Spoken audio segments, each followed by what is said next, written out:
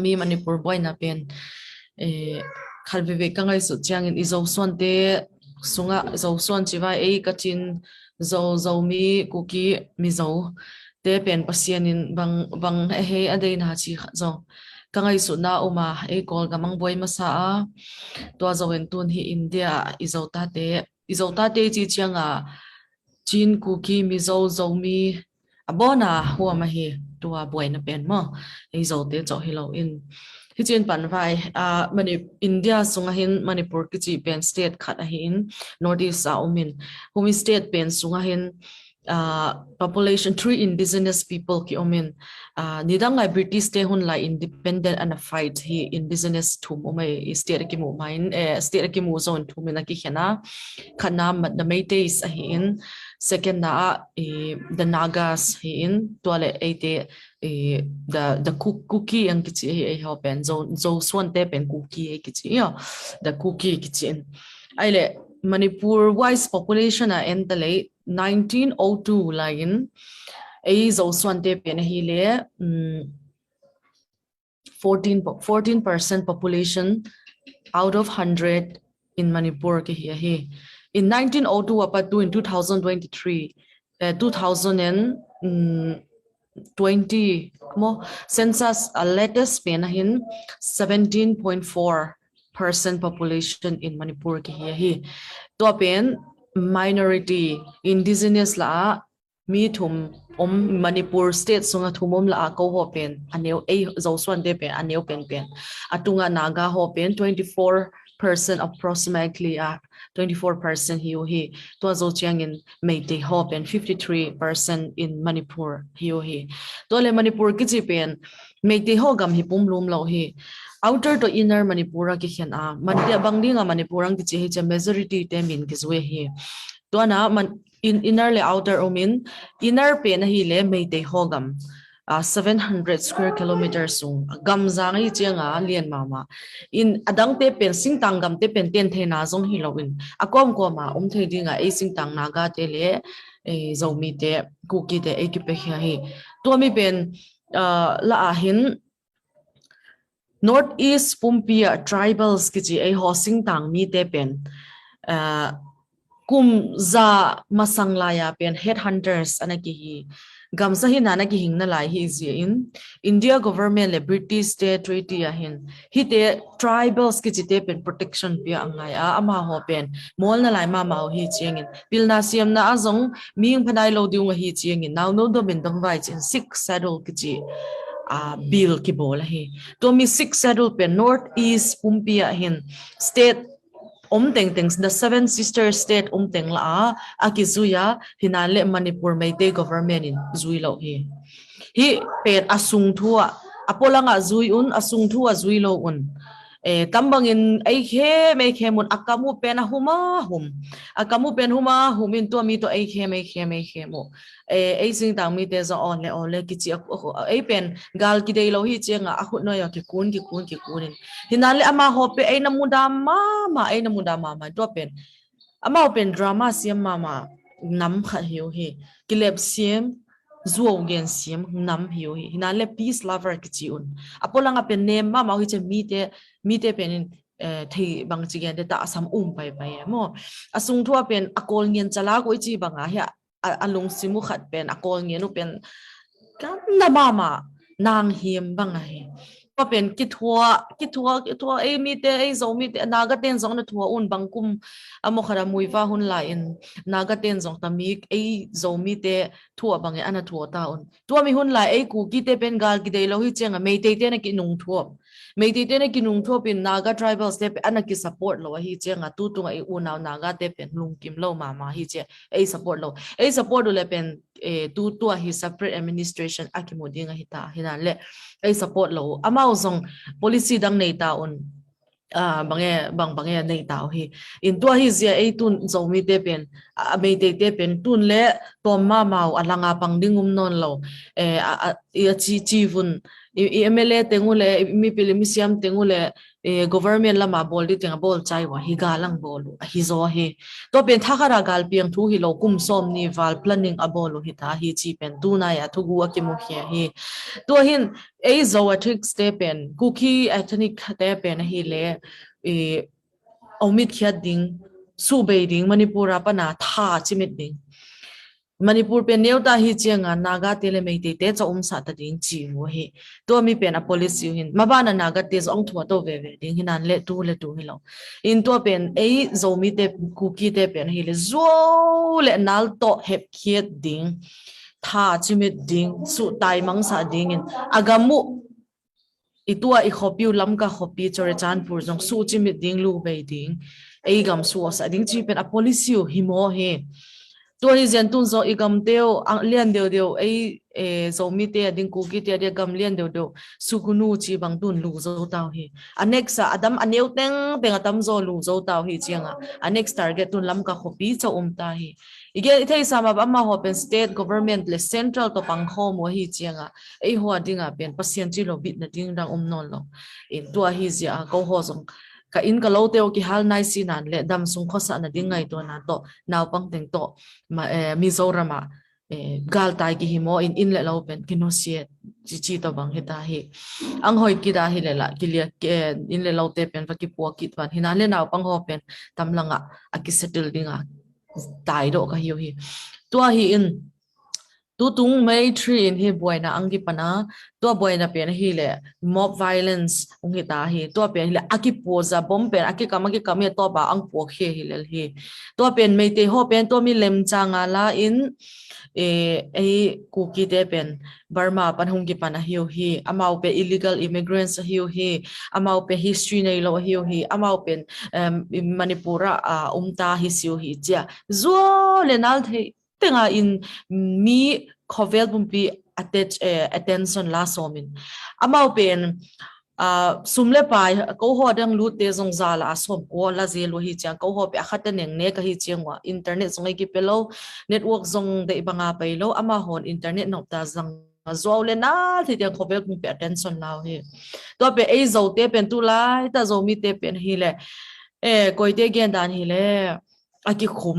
khum chimit internet za omlo aboy ma boy lo ma omlo tuni tan chen asi pen zawal pi ta hi hinan le luang pen ang pia lo zong tam pi khalum ei ho pen so ha panga ki pang ve ven si nga ma aki pangin ang zo le aki sitting hi ma hi igam to sitting ma ya aki pang hi to hi manin to dan hi in Manipur Buaina pen hi ikol gam Buaina to so aki pang ve ve tuan tua ka environment open tua wi tal pao sta pa tok te to ki bang be alung tang ki ba apang khomu hi iwi tal te to pang khomu kho to hi in da sata ido email mau pe aki bang hi to lai ta chi song gen no mingen to pe India go ho a zomi nam ana sa te pen to illegal immigrants ang chinau zo kumlo ma hi dan pen history in proof hina le to pen the truth pen to lai ta thudi pen koi man mi tengin abil ana chi phot hi azia pen bang hi chi chiang in tunin ko hon ka demand hi le ta mi me te ho to ko ki pai pot he no lo ding ki vai pon to am able pi town chi hi in to ki vai pon to pe union territory hi in to pe Indian constitution a number 1 hi chiang to pe ki mo nga lo ding si san to nai san to nga ding chi to pen ang ki nga theina dinga nasata apana ki la le la hi ji in asi jong amang jong tam pi angom dai ding to ding hina lai hi to chiang in Treaty of Sanjen Thong 1873 kumin he izot lele mei te te ki kala Maharaja ki chi lengpa Raja Chandakriti Singh le Raja Sumkam guite Tualgal izonam representing hi amaugel hi treaty peace treaty and assignment zotele zochi changtun tua British and cookie echite zotele meitete ki kala hin ni pen west lama pana ang suo masang si aki kalwa peace umjing ta hian chin hi thawui atuya donu a to chin hi wi khat agolin atanwa to chin akim ki me ki homo ranja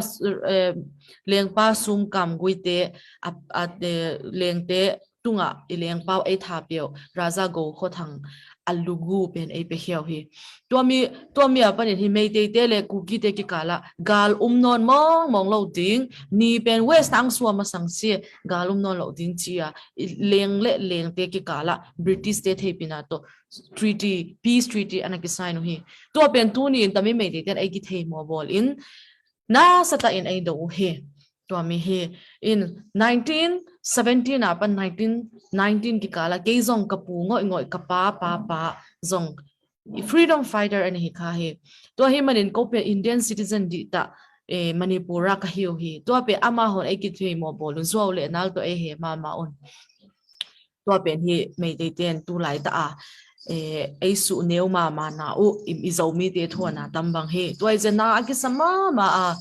i ola aswa zo si aki to ma zi in to kom kala ama hon penin center ten ki hona ni som le ninga sung bol vai chi sun ama hon imi te pen tha theitan ai tha tu hi to pe ai hon thau le leng bang ma ki nei lo ama ho penin state government apana thau pen na sat ta azangun tung le noya ai bolo hi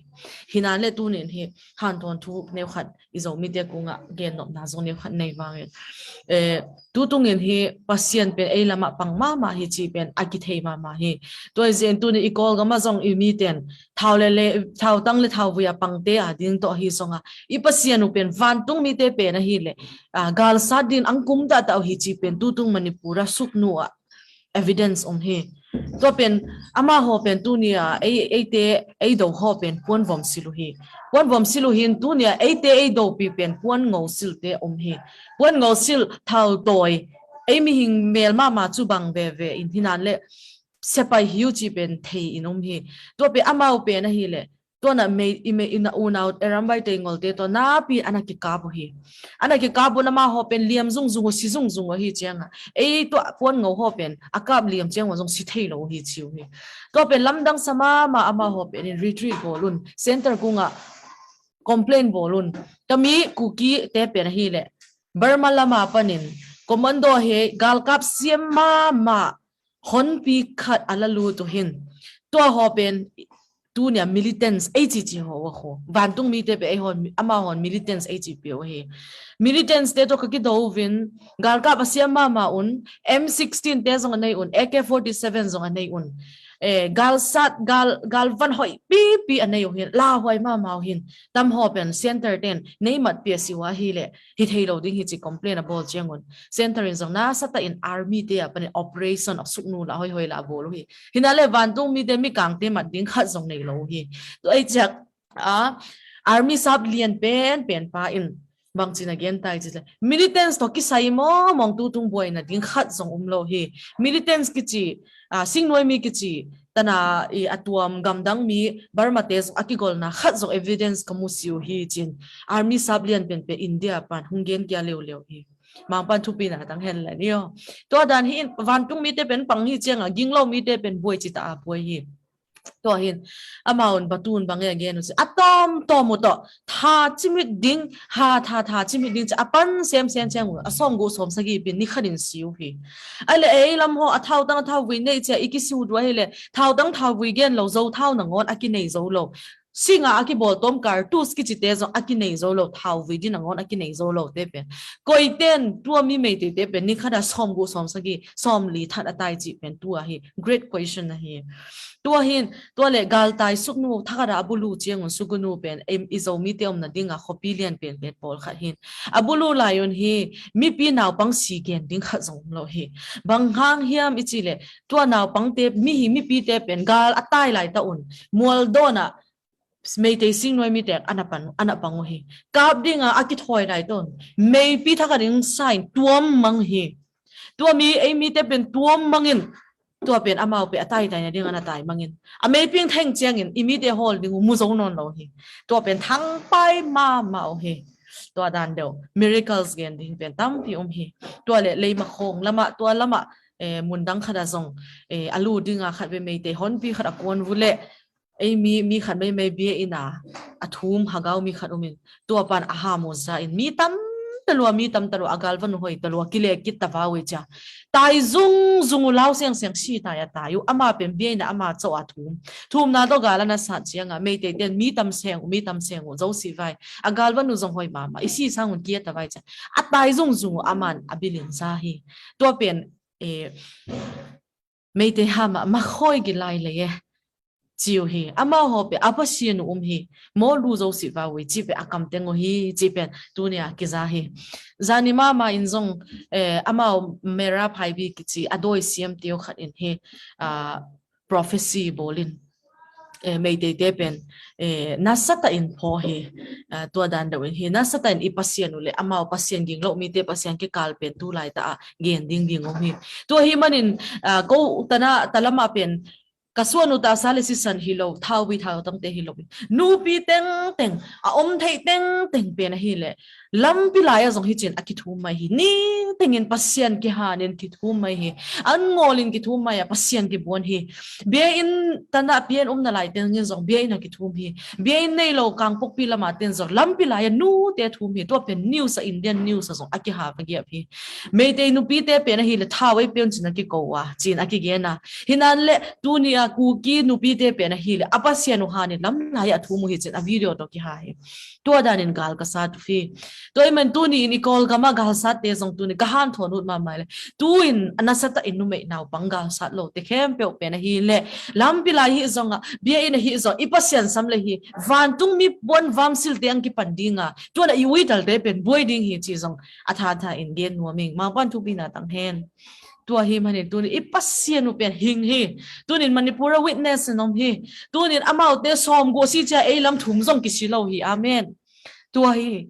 amau tu zani ma khabe ni ma som sagi ma som go ma si hi hinale koi ka ba hi zong ki theilo e ho pen hi le khat pen si in hinale adang pen liam hi tua liam te zong hospital hoitan et kolina oma tua dan hi in center te ngai sa na pasien abilu hon ma hi pasien hung cheringa tu nin hi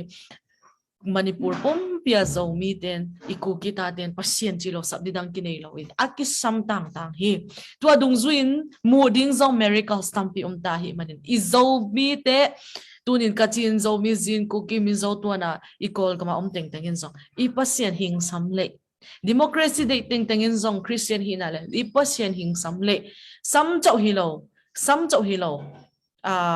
lam laya an ngolin bora pon siling ki hu mai ding io protest bol mai ding ko koi protest na hilo pasien kunga i pasien samding mang pa samding jesu christ mina tat sa ten tunia he i pasien samle bang ding i pasien hing chelo ding he chi lung thong haw lo ding i pasia e langang pang ding he i khwal zin na gam hi i khwal zin na gam suna melma te ki zo sa lo ding gal hang nam ki hi head hunters nam ki hi toy man pasien e langang pang dinga gal kap te zong ha pang nang pang dinga athum mi nu me na pang te zong lam laya bie ina thum thei tan thani organize bo zole i pasien pe ang chema ma ding hi chi pen ko te Manipura pan kan han to nu tam tan hi chiang hi pa e gamboi na te tam tanin kang gen thei sun hi fa in